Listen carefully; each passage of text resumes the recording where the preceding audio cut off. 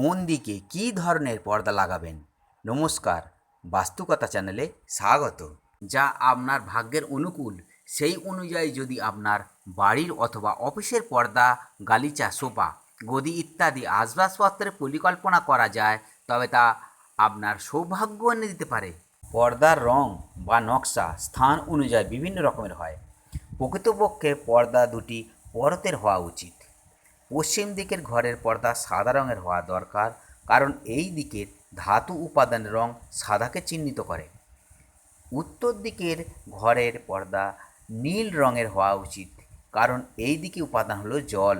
বাড়ি দক্ষিণ দিকে পর্দার নকশা হবে ত্রিভুজ আকারের এবং রং হবে লাল, কারণ তা অগ্নি উপাদানের চিহ্ন। পূর্ব দিকের ঘরে যেখানে কাষ্ঠ উপাদানের প্রাধান্য সেখানে আয়তক্ষেত্র নকশা সব পর্দা রাখা ভালো এবং তা সবুজ রঙের হলে ভালো হয়। নমস্কার।